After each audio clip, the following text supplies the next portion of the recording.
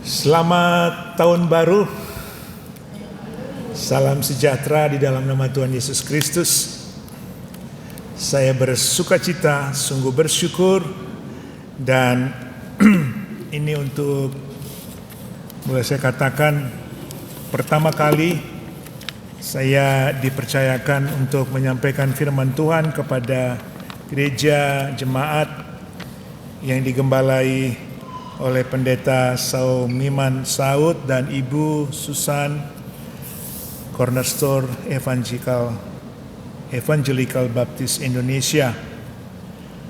Shalom. Mungkin ada beberapa kita di sini yang sudah kenal dan ada yang belum kenal. Nama saya Otto Hutapea dan saya datang dengan istri, bekas mantan pacar saya, sekarang sudah jadi istri. Haleluya. Kami tadinya melayani Tuhan di tempat kami di Sutter Street, ya. Ada hampir 16 tahun di sana, tapi begitu Covid, gedungnya dijual oleh landlord, jadi kami pindah ke Concord saat ini.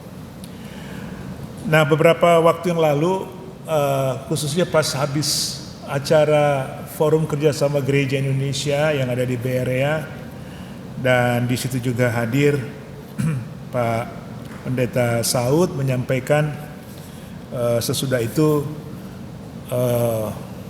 mengirimkan pesan sama saya untuk menyampaikan firman Tuhan. Saya katakan, wah ini surprise ini, ya. Jadi saya sekali lagi berterima kasih untuk kesempatan yang diberikan, dan ada pesan message Tuhan yang saya dapat yang disampaikan oleh Pak Saud. Tema firman Tuhan, trusting God in uncertain times, ya, trusting God in uncertain times. Saya pikir ini luar biasa, sebab memang inilah kenyataan, keadaan yang kita hadapi dalam hidup ini, ya. Apa saja yang di bawah kolong langit ini tidak ada yang tetap, tidak ada yang settle, ya. Alkitab sendiri berkata bahwa segala sesuatu di bawah kolong langit ini ada waktunya. Berarti tidak selamanya waktu itu tetap, ada perubahan. Jadi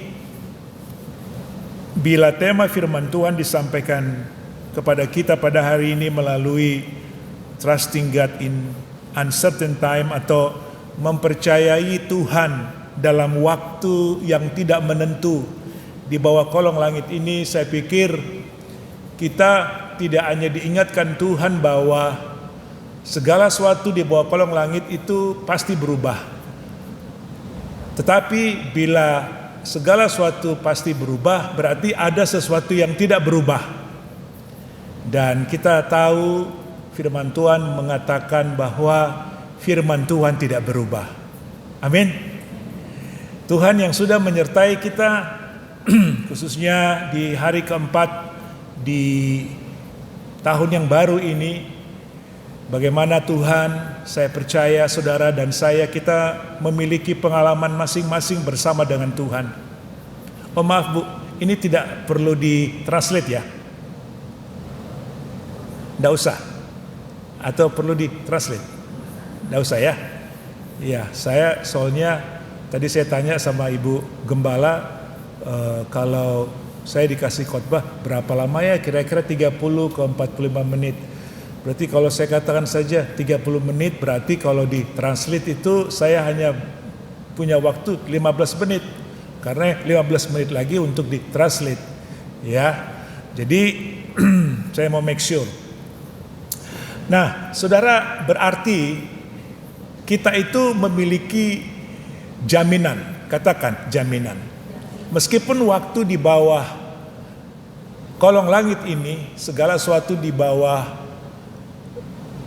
kehidupan yang kita lewati ini meskipun berubah-ubah, ya, tapi kita memiliki jaminan di dalam Tuhan bahwa Tuhan menjamin Aku Tuhan tidak pernah berubah. Firman-Ku yang engkau percaya, firman-Ku yang engkau pegang dalam tahun-tahun hidupmu, dan khususnya untuk tahun yang baru saja engkau lewati, tahun 2025, firman yang sama, yaitu aku sendiri, aku tidak pernah berubah. Nah, sekarang yang menjadi pertanyaannya adalah bagaimana kita mengadopt atau kita mengambil firman itu menjadi kekuatan dalam hidup kita untuk menghadapi dunia dalam waktu yang berubah-ubah ini. Ya, Alkitab sendiri tadi saya sudah katakan bahwa ada waktu menangis, ada waktu tertawa, ada waktu menjahit, ada waktu merobek, ada waktu hidup, ada waktu meninggal, ada waktu melemparkan batu, ada waktu mengumpulkan batu. Alkitab memberikan contoh-contoh ini menunjukkan bahwa segala sesuatu itu pasti berubah. Nah, saya mengambil satu kisah, dan ini bukan perumpamaan, karena Yesus juga dia sering memakai perumpamaan dalam dia menyampaikan firman-Nya. Ini adalah kisah nyata bagaimana ketika murid-murid Tuhan menghadapi waktu-waktu yang berubah, ketika mereka telah diperintahkan oleh Yesus untuk berangkat mendahului Yesus ke seberang.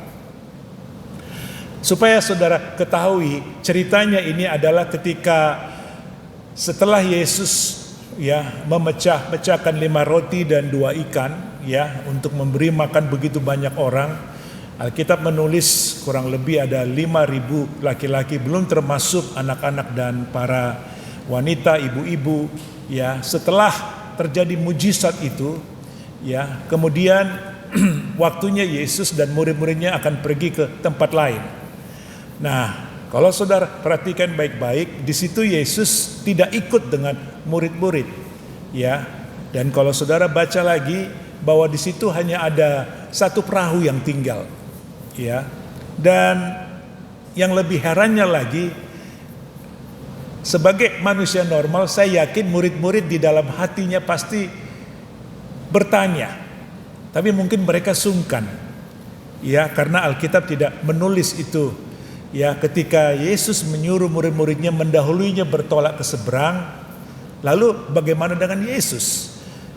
Apakah mereka tidak punya satu question mark, loh nanti ini Yesus atau guru mereka ini bagaimana datang kepada mereka, sementara Yesus berkata, kalian berangkat duluan, aku tinggal di sini. Mungkin di bayangannya, karena itu danau, dan danau Galilea itu begitu luas sehingga hampir dikatakan seperti laut. Mungkin di dalam benak mereka, kita naik perahu, mungkin nanti dia akan berjalan kaki menyusuri pinggir-pinggir danau itu. Dan mereka mungkin juga membayangkan, tapi berapa hari gitu. Saya percaya pertanyaan-pertanyaan ini menjadi satu pertanyaan dalam hati, dan mereka tidak menyampaikan itu, dan mereka taat saja, mereka naik ke perahu dan berangkatlah. Alkitab menulis dalam Matius pasal 14 ayat yang ke-24, perahu murid-muridnya sudah beberapa mil jauhnya dari pantai dan diombang-ambingkan gelombang karena angin sakal. Jadi ketika perahu murid-murid sudah berlayar, dan Alkitab menulis sudah beberapa mile jauhnya, berarti sudah cukup jauh dari pantai, dan tiba-tiba Alkitab menulis gelombang laut, dan itu ditulis dengan jelas angin sakal. Itu adalah salah satu jenis angin yang sangat ditakuti oleh para nelayan, dan kita tahu murid-murid yang ada di atas perahu itu adalah beberapa orang dari mereka, seperti Petrus, Yohanes, Yakobus, itu mereka nelayan-nelayan yang andal, saudara. Dari mulai kecil mereka itu sudah terbiasa dengan kehidupan di laut atau di danau itu. Mereka kenal betul angin itu, dan dikatakan angin sakal. Jadi the big storm, really big storm, tiba-tiba menghantam perahu itu. Dan Alkitab menulis bahwa perahu itu seperti sebuah mainan saja, diombang-ambingkan oleh angin yang begitu kuat. Ya, saya tidak tahu itu sudah masuk kategori 1, 2 atau 3, tetapi Alkitab menulis mereka sudah tidak berdaya. Saudara, perhatikan yang baik. Ini penting buat saudara dan saya. Di tengah-tengah dunia yang selalu berubah ini, waktu yang tidak bisa kita prediksi. Ya, tadi saya sudah katakan uncertain time. Jadi waktu yang berubah-ubah. Bagaimana kita bisa mempercayai Tuhan? Ya, sebagai manusia normal, dan mereka ini adalah murid-murid, dan mereka telah diangkat tidak hanya sebagai murid tapi sebagai rasul-rasul, the apostle. Tapi mereka adalah manusia juga seperti sama saudara dan saya. Mereka memiliki rasa takut, normal saja. Mereka memiliki rasa bimbang, normal saja. Jadi bila saudara menghadapi kehidupan ini, mungkin saudara takut, saudara bimbang, worry, saya boleh katakan jangan kecil hati. Jangan merasa bahwa iman saya, saudara sepertinya tidak kuat. Ya, it's okay, that's fine. Ya, tapi yang penting adalah saudara bisa mengerti bahwa tidak peduli seberapa jauh atau dekat hubungan kita dengan Tuhan, saudara perhatikan serangan dalam kehidupan ini, tantangan melalui unpredicted time, uncertain time, kita harus siap. Ya,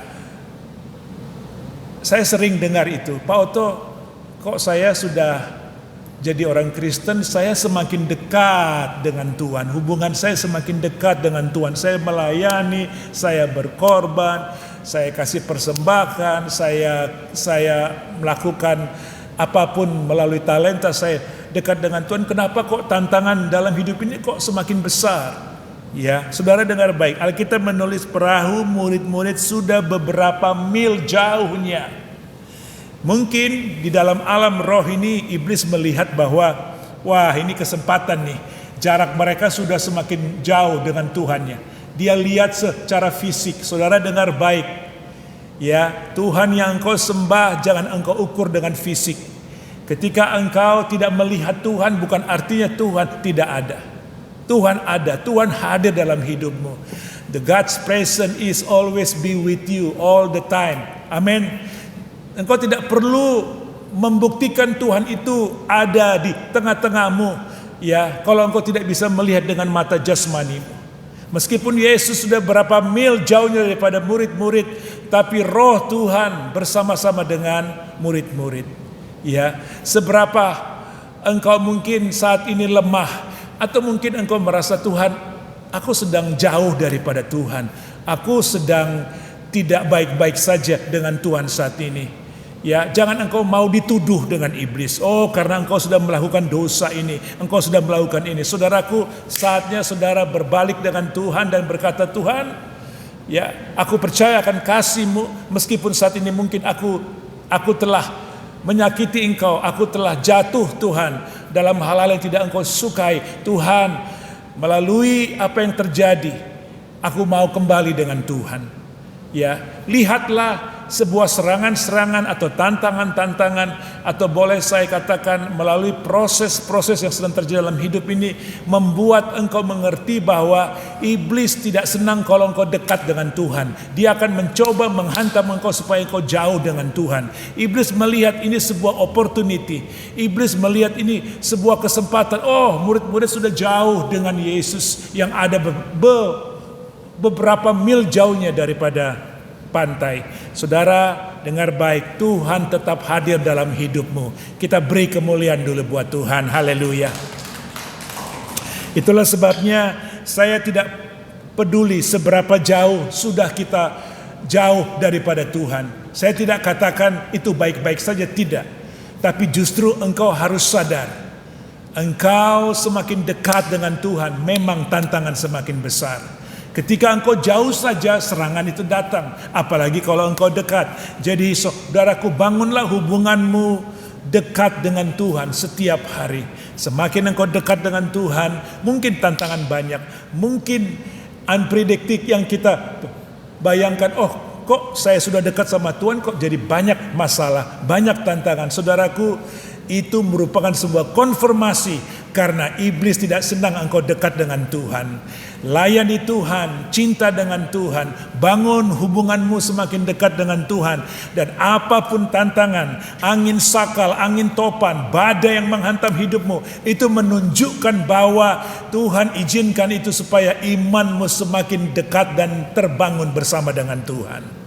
Itulah sebabnya penting sekali mempercayai Tuhan dalam waktu-waktu yang tidak menentu ini.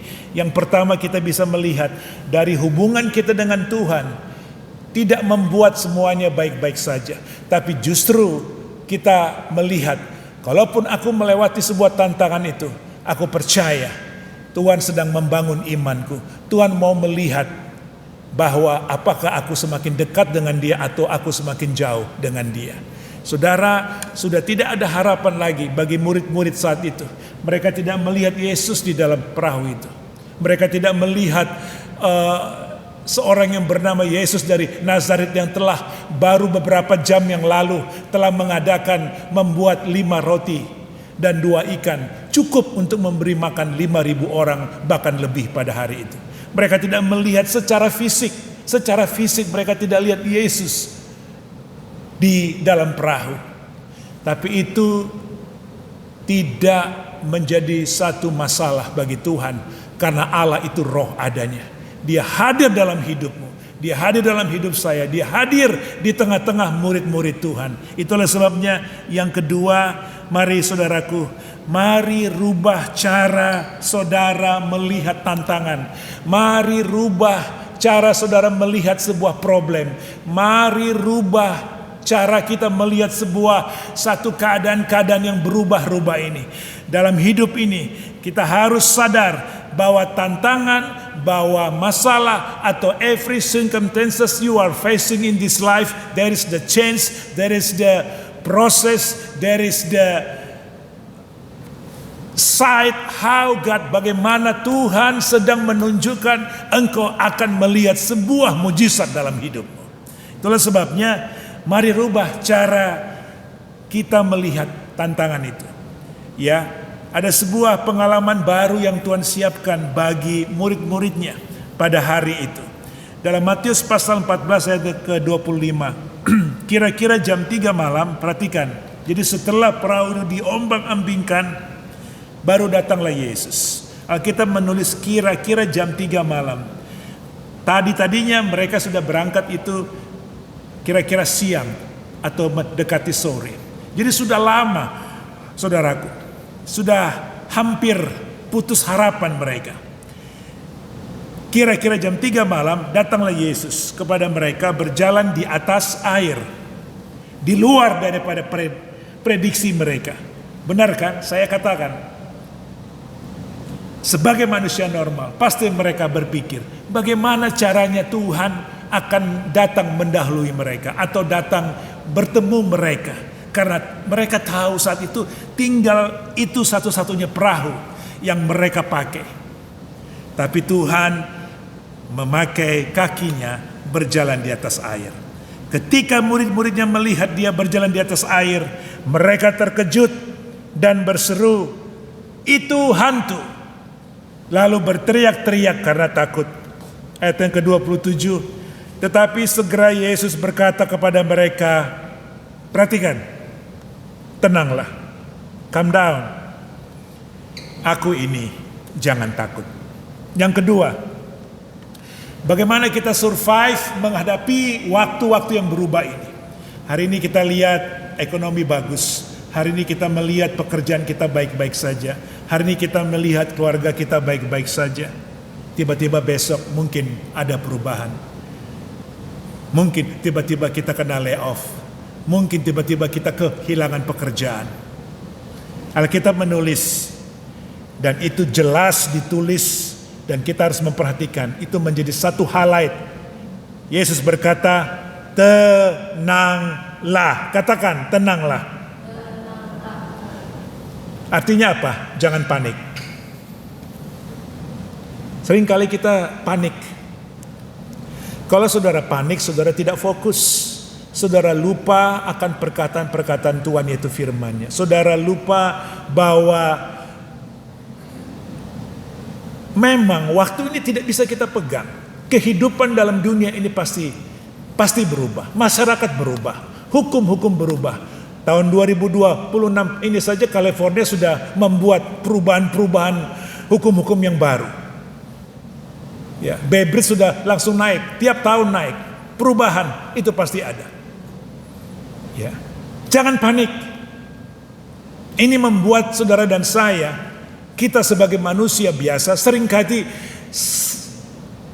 sampai sedemikian kita bisa melihat bahwa murid-murid yang tadi sore atau tadi siang masih berkata, Tuhan, Engkau itu luar biasa, kemuliaan-Mu luar biasa. Engkau bisa membuat 5 roti dan 2 ikan untuk memenuhi makan begitu banyak ribuan orang. Kami melihat bagaimana Engkau menyembuhkan orang yang matanya buta. Kami melihat bagaimana Engkau membangkitkan Lazarus dari orang mati. Tapi hari itu mereka yang memanggil Tuhan, mereka yang memanggil guru, mereka yang memanggil Engkau itu anak Allah, hari itu mereka panggil dia hantu. Hantu itu sama dengan setan. Kalau kita panik, perkataan-perkataan kita juga tidak mengeluarkan berkat lagi. Ya, suami yang tadinya kita panggil papa, sayang, apa bisa kita panggil jadi setan. Demikian juga suami kepada istri, orang tua kepada anak, anak kepada orang tua. Saudara, perkataan kita mengandung kuasa. 2026 saya boleh melihat adalah waktunya Tuhan memurnikan hati kita. Waktunya Tuhan membersihkan gerejanya. Waktunya Tuhan membasuh kaki kita supaya kaki kita senantiasa bersih untuk datang dan berjalan dalam rencana Tuhan. Tahun 2026 saya mau bilang kepada saudara, Tuhan memberikan saya visi adalah tahun pemurnian, tahun pembersihan, tahun pembasuhan, tahun di mana motivasi-motivasi kita dalam hidup ini Tuhan sedang kembalikan kepada rencana Tuhan mula-mula. Alkitab sendiri berkata, hendaklah engkau kembali kepada kasih mula-mula. Mungkin dulu kita mengasihi Tuhan, giat melayani Tuhan, mencintai Tuhan, berkorban untuk Tuhan, apa saja. Tapi di hari-hari ini kita mulai kehilangan yang memanggil Tuhan bisa menjadi hantu. Tuhan, Tuhan, Tuhan, Tuhan, Tuhan, Tuhan. Coba saudara perhatikan. Ya, makanya Tuhan katakan orang yang berdiam itu akan timbul seperti emas. Lebih baik kita banyak berdiam dan berdoa daripada kita bicara terus. Coba kalau kita bilang, oh, Tuhan, Tuhan, Tuhan, Tuhan, Tuhan. Nah, tonnya saya itu bisa jadi yang tadinya Tuhan jadi hantu-hantu kan. Tuhan, Tuhan, Tuhan, Tuhan aja. Betul enggak? Amin. Jadi ini menjadi satu perenungan kita. Yesus langsung berkata, tenanglah. Ini menunjukkan bahwa jangan kita panik menghadapi waktu-waktu yang berubah. Ya, tidak ada satupun yang bisa kita pegang di bawah kolong langit ini selain daripada firman Tuhan. Selain daripada Yesus, janjinya. Semakin kita panik, sama seperti murid-murid, ya, semakin mereka tidak bisa mengontrol keseimbangan badannya di atas perahu itu. Bayangkan ada 12 murid, saudara. Perahu yang zaman dulu itu sangat berbeda dengan zaman yang saat ini. Ya, beberapa arkeologi mengklaim mereka telah menemukan jenis-jenis perahu yang dipakai pada waktu zaman Yesus. Waduh, saya lihat sangat-sangat sederhana. Ya, sekali, luar biasa. Itulah sebabnya ketika kita goncang dalam iman kita, bimbang dalam iman kita, kita mulai panik, kita lupa, aduh, padahal hari Minggu kemarin Pendeta Saud masih sampaikan firman Tuhan, jangan takut, jangan bimbang. Masuk hari Senin, Selasa, Rabu, Kamis yang dimana waktu itu berubah-ubah, kita mulai panik. Tenang saudara. Itulah sebabnya mari rubah cara kita melihat tantangan. Mari rubah cara kita melihat sebuah problem. Mari rubah cara kita melihat gelombang demi gelombang dalam hidup ini. Ya, kita harus sadar melalui tantangan itu. Saya mau bilang kepada saudara, itu seizin Tuhan.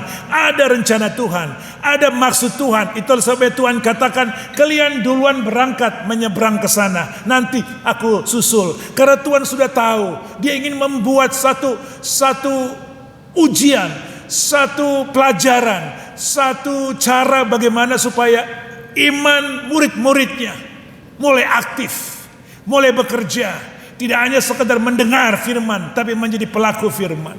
Mereka ingin murid-muridnya mengalami mujizat itu. Itulah sebabnya Tuhan mengingatkan kita, lihatlah tantangan yang kau lewati dalam kehidupanmu yang berubah-ubah ini. Waktu yang berubah-ubah ini. Lihat itu sebuah satu challenge, satu kesempatan di mana engkau ingin supaya engkau melihat mujizat Tuhan terjadi dalam hidupmu. Segera Yesus berkata kepada mereka, tenanglah. Karena apa? Alkitab menulis mereka berteriak-teriak. Ya, saudara, kita tak perlu takut menghadapi hidup ini. Meskipun itu menjadi seringkali bagian atau normal bagi manusia biasa, termasuk saya dan saudara. Tapi hari ini, apapun keadaan rumah tanggamu, istrimu, suamimu, anakmu, pekerjaanmu, kesehatanmu. Ya, sebelum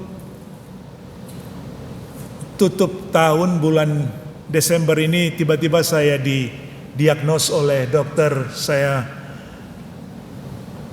menderita thyroid cancer. Saya ada thyroid cancer.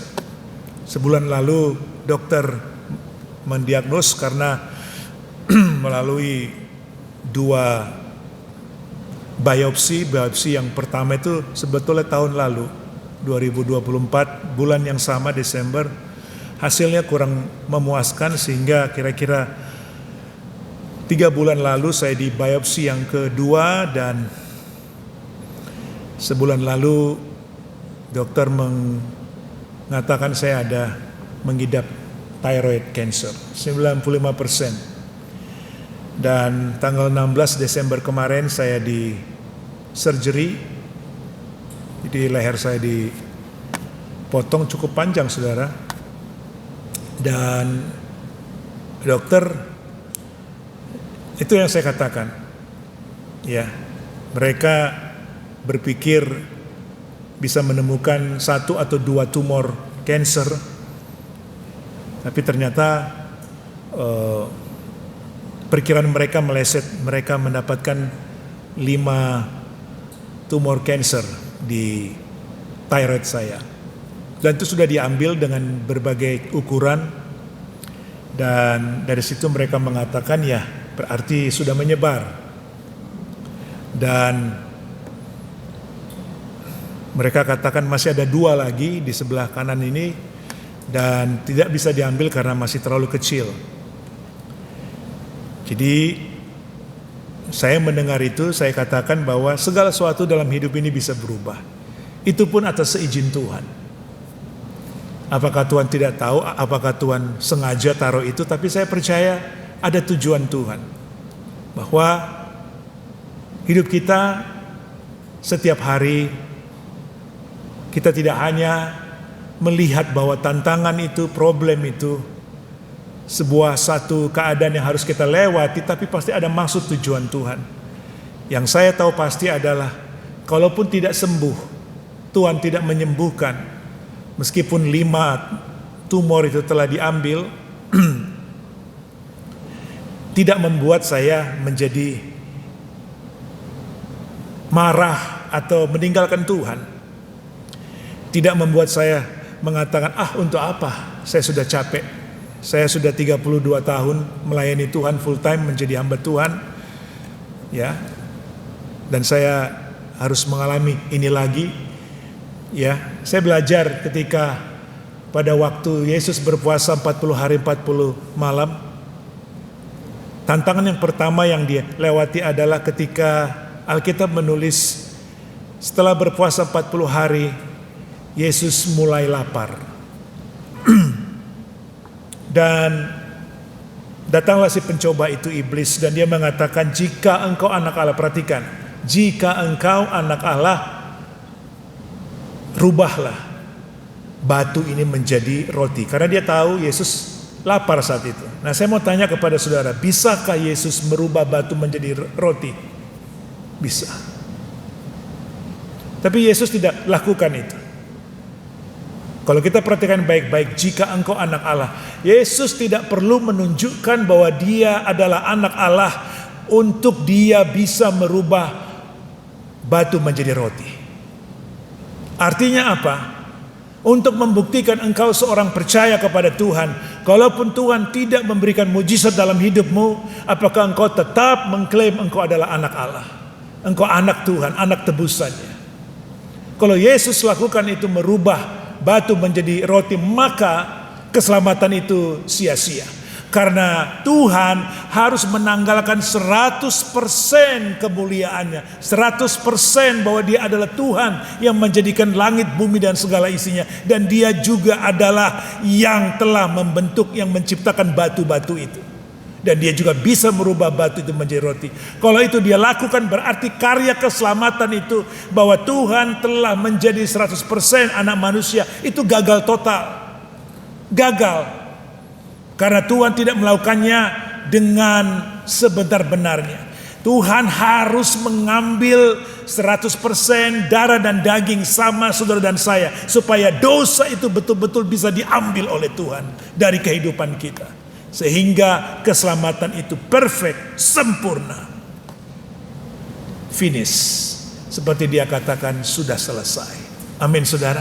Dan Yesus tidak lakukan itu. Dia tidak perlu merubah batu menjadi roti untuk membuktikan dia anak Allah. Pertanyaan yang sama, apakah ketika Tuhan belum menjawab doamu, engkau belum mengalami mujizat, membuat engkau meragukan bahwa Tuhan sangat mengasihi engkau? Amin. Itulah sebabnya melalui uncertain time, melalui waktu-waktu yang berubah ini, saudara dan saya perlu melihat ketika tantangan datang, ketika problem datang, jangan melihat itu sebuah bencana, satu keadaan yang sangat menakutkan. Tidak. Ubah mulai hari ini cara pandangmu. Saya mau melihat ini satu challenge, kesempatan. Karena apa? Poin yang ketiga, Petrus menangkap itu. Petrus menangkap message Tuhan itu. Seharusnya sebagai manusia normal, mereka telah diombang-ambingkan, mereka telah berteriak-teriak. Perahu itu dikatakan sudah hampir tenggelam sebab air sudah masuk ke dalam perahu itu.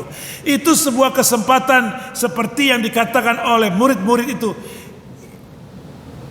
Tuhan, tolonglah kami.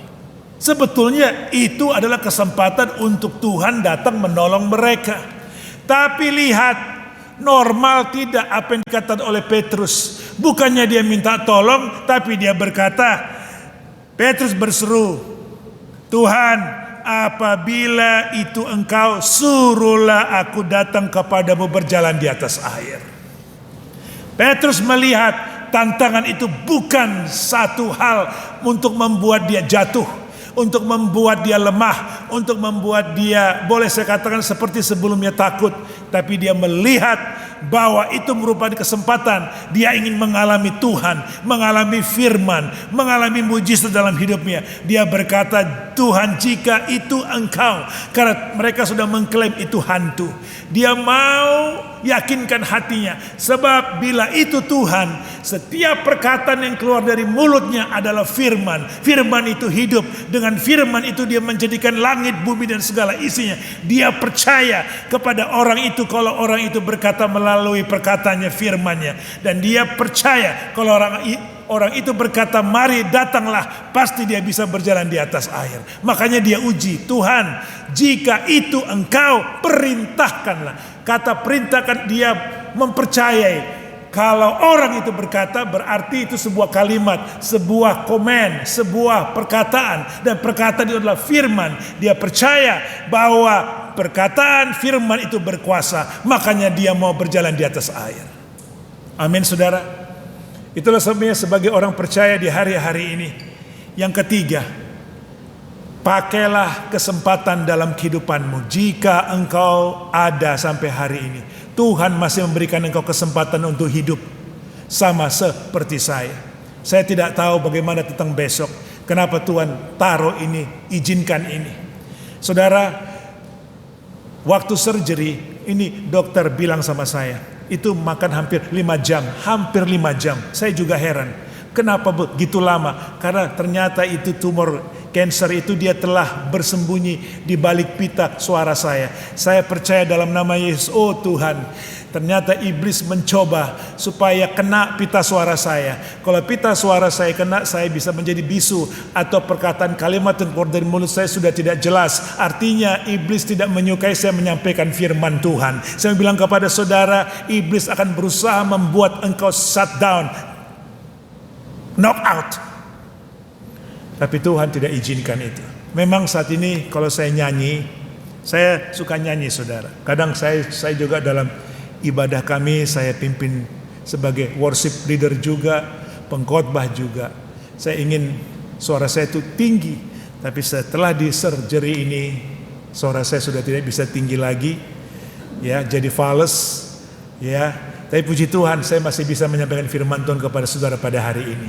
Jadi ini adalah khotbah saya yang pertama kali di luar gereja kami untuk gereja Cornerstone, ya, setelah surgery. Mudah-mudahan perkataan saya masih jelas.